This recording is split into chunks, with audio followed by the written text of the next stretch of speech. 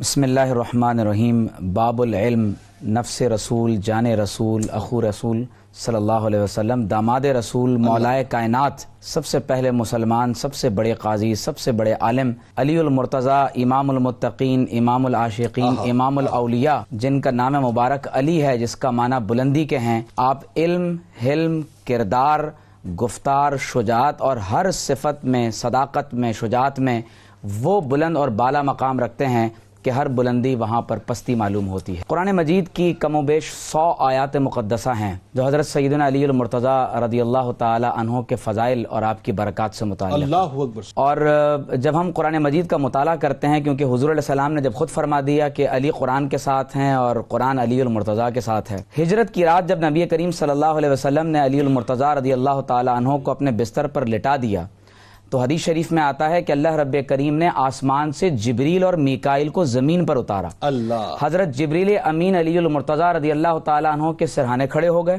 اور میکائیل علیہ السلام آپ کے قدمین شریفین کے پاس کھڑے ہو گئے، اور حضرت جبریل نے کہا کہ اے علی بخ بخ من مثلک یبن علی ابن ابی طالب، اے علی بن ابی طالب، آپ کی مثال دنیا میں اور کیسے کوئی ہو سکتا ہے۔ اللہ تبارک و تعالیٰ نے قرآن مجید کی آیات نازل فرما دی، وَمِنَ النَّاسِ مَن یشری نفسہ ابتغاء مرضات اللہ۔ اللہ کے بندوں میں سے ایسے بھی ہیں کہ جنہوں نے اللہ تبارک و تعالیٰ کی رضا کے لیے اپنی جان کو فروخت فرما دیا۔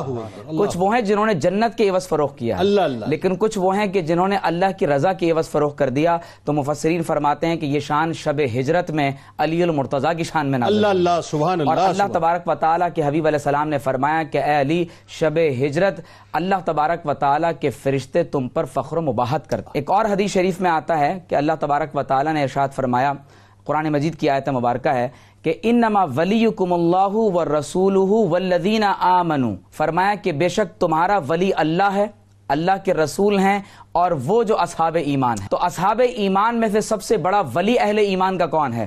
تو حدیث شریف میں آتا ہے کہ ابن عباس رضی اللہ تعالیٰ عنہ فرماتے ہیں کہ یہ آیت مبارکہ علی بن ابی طالب علیہ السلام کے بارے میں نازل ہوئی۔ سبحان اللہ۔ واقعہ کیا ہے کہ جب ایک شخص مسجد نبوی شریف میں حاضر ہوا اور اس نے کہا کہ لوگوں مجھے اللہ کے نام پر کچھ عطا کرو، تو اس وقت نماز ہو رہی، تو حالت نماز میں جس شخصیت نے حالت رکوع میں اپنی انگشت میں سے انگوٹھی اتار کر فرمایا کہ یہ تم لے لو، اشارتاً فرمایا، وہ علی المرتضیٰ رضی اللہ تعالیٰ عنہ۔ قرآن میں اللہ تعالیٰ فرماتا ہے کہ والذین آمنوا الذین یقیمون الصلاۃ ویؤتون الزکاۃ وہم راکعون، کہ وہ حالت رکوع میں اللہ کی راہ میں مال خرچ کر رہے ہیں۔ تو حدیث شریف میں آتا ہے کہ حضور علیہ السلام نے نماز کے بعد ارشاد فرمایا کہ اے رب کریم، میں تیرا نبی محمد صلی اللہ علیہ وسلم ہوں، تو نے مجھے منتخب فرمایا، میرے سینے کو کھول دے، میری زبان کو لوگوں کے لیے یعنی مکمل فرما دے، اور پھر فرمایا کہ علی المرتضیٰ کو میرا وزیر بنا دے۔ اور حدیث شریف میں آتا ہے کہ جب آیت مباہلہ نازل ہوئی ہے اور اللہ تعالیٰ نے فرمایا کہ فَقُلْ تَعَالَوْا نَدْعُوا أَبْنَاءَنَا وَأَبْنَاءَكُمْ وَنِسَاءَنَا وَنِسَاءَكُمْ وَأَنفُسَنَا وَأَنفُسَكُمْ، تو حدیث شریف میں آتا ہے کہ جب اللہ تعالیٰ نے فرمایا کہ تم اپنی جان کو لے آؤ، ہم اپنی جان کو لے آتے، تو حدیث میں آتا ہے کہ محمد رسول اللہ صلی اللہ علیہ وسلم نے جان رسول کے طور پر علی المرتضیٰ کا ہاتھ پکڑا۔ حضور علیہ السلام نے فرمایا لحمک لحمی و جسمک جسمی و دمک دمی، اے علی تمہارا گوشت میرا گوشت ہے، تمہارا جسم میرا جسم ہے، تمہارا خون میرا خون ہے۔ اور اس لیے حضور نے فرمایا کہ میں حضرت علی المرتضیٰ کو کنفسی اپنی جان قرار دیتا ہوں۔ فرمایا علی منی و انا منہ، علی مجھ سے ہیں اور میں علی سے ہوں۔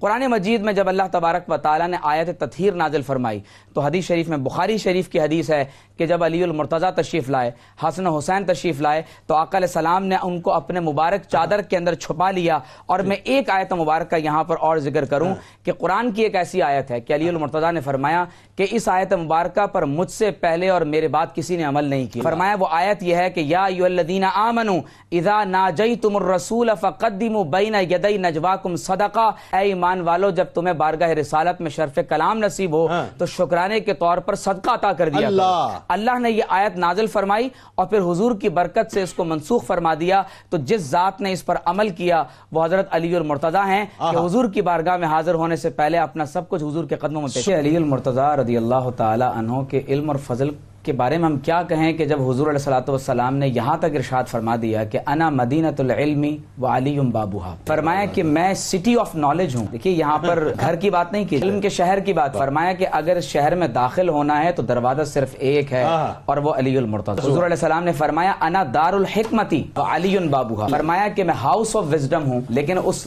دروازے سے اگر کوئی داخل ہو سکتا ہے تو وہ علی المرتضی. علی المرتضی رضی اللہ تعالی عنہ کے بارے میں حضور علیہ السلام نے فرمایا کہ میری امت میں تمام صحابہ میں اقضاہم علی، اگر سب سے بڑا کوئی قاضی ہے تو علی المرتضی ہے.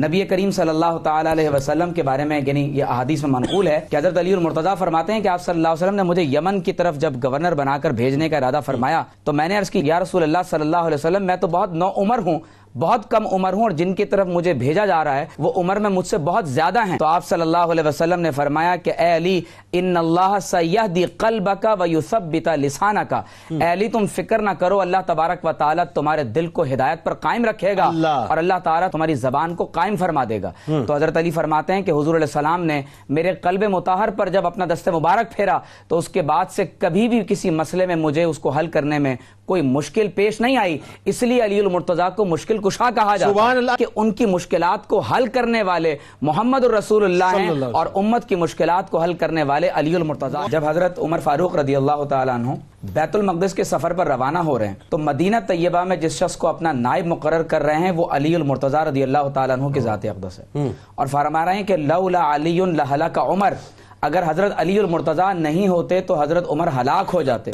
اور پھر یہاں تک فرمایا کہ قضیۃ ولا ابا حسن لہا، اے اللہ میں ایسے فیصلے سے پناہ چاہتا ہوں کہ جس میں علی المرتضی موجود. اللہ اللہ اللہ. اور فاروق اعظم رضی اللہ تعالی عنہ کہ دور مبارک میں جب شراب نوشی پر حد جاری کرنے کے حوالے سے کوئی فیصلہ ہوا تو حضرت علی المرتضی نے فرمایا کہ جب شراب پیے گا تو ہذیان بکے گا، ہذیان بکے گا تو جھوٹ کا ارتکاب کرے گا، اور جھوٹے کی اللہ تبارک و تعالی نے سزا 80 کوڑے بیان کی ہے. حضور علیہ السلام نے ممبر پر کھڑے ہو کر فرمایا تھا کہ مجھ سے جو پوچھنا ہے سوال کر لو. اگر حضور علیہ السلام کے بعد یہ مقام کسی کو نصیب ہوا ہے کہ اس نے ممبر رسول پر کھڑے ہو کر فرمایا تو وہ علی المرتضی ہیں. فرمایا سلونی اما شئتم، قیامت تک جو کچھ ہونا ہے ہونے والا ہے وہ علی المرتضی سے پوچھ. حضرت ابن عباس رضی اللہ تعالیٰ عنہما ارشاد فرماتے ہیں کہ جب حضرت علی کا ذکر آپ کے سامنے ہوا تو فرمایا کہ تم مجھ سے علی کی شان پوچھتے ہو.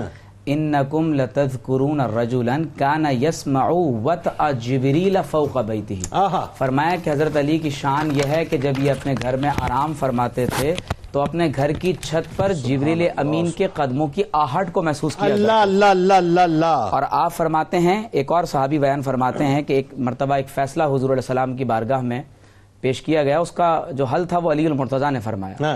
تو آپ صلی اللہ علیہ وسلم نے جب اس خوبصورت حل کو دیکھا تو فرمایا الحمدللہ الذی جعل فینا الحکمت اہل البیت، تمام تعریفیں اللہ کے لیے ہیں جس نے میرے اہل بیت میں حکمت کو رکھ دیا ہے. اللہ. حضرت فاروق اعظم رضی اللہ تعالیٰ عنہ نے جب علی المرتضی کو دیکھا تو فرمایا کہ اے علی کل کائنات کی عورتیں تمہارا جیسا مرد جننے سے اب عاجز آ چکی ہیں. حضرت علی المرتضی رضی اللہ تعالیٰ عنہ کے بارے میں فرمایا کہ اے علی میں ایسی قوم سے پناہ مانگتا ہوں کہ جس میں تم موجود نہ ہو. ام المومنین عائشہ صدیقہ رضی اللہ تعالی عنہا سے پوچھا گیا کہ رسول اللہ صلی اللہ علیہ وسلم کے نزدیک مردوں میں سب سے زیادہ محبوب کون ہے؟ فرمایا کہ علی المرتضی. اور پوچھا گیا کہ عورتوں میں سب سے زیادہ محبوب کون ہے؟ فرمایا کہ ان کی زوجہ سیدہ کائنات فاطمہ الزہرا رضی اللہ تعالی عنہا.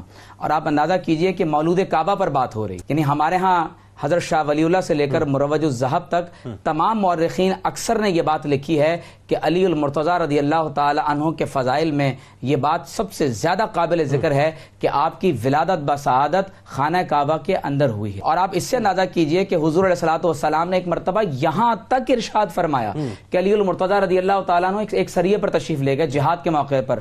فرمایا اللہم لا تمتنی حتی ترینا علیا، اے رب کریم مجھے اس وقت تک دنیا سے نہ اٹھانا جب تک میں علی المرتضی کی زیارت نہ کر لوں. تو گویا کہ علی المرتضی کا دیدار کرنا یہ ایسا عمل ہے کہ حضور علیہ الصلوۃ والسلام اس کے لیے اللہ رب کریم سے دعا فرما رہے ہیں. اور پھر حضور علیہ الصلوۃ والسلام نے جو فرما دیا کہ من کنت مولاہ فہذا علی مولاہ اللہم والی من والاہ وعادی من عاداہ. فرمایا کہ اے رب کریم جس کا میں مولا ہوں اس کے علی مولا ہیں، جس سے علی محبت کرے تو اس سے محبت رکھ، جو علی سے محبت کرے تو اس کو اپنا محبوب بنا لے، اور جو علی سے دشمن دشمنی رکھے پروردگار عالم تو اسے اپنا دشمن بنا لے۔ اللہ ہمارے ہاں عموماً لوگ یہ سمجھتے ہیں کہ اگر آپ علی المرتضیٰ کے فضائل بیان کریں، مناقب بیان کریں، آپ ان کی فضیلت کا تذکرہ کریں تو شاید یہ نعوذ باللہ من ذالک کوئی گمراہی کا عمل ہے۔ اللہ یاد رکھ لیجئے کہ اہل بیت کی مودت کو اللہ تعالیٰ نے جزو ایمان قرار دیا۔ اللہ جب حضور علیہ الصلوۃ والسلام خود یہ بات ارشاد فرما رہے ہوں کہ میں علی سے ہوں اور علی مجھ سے ہیں،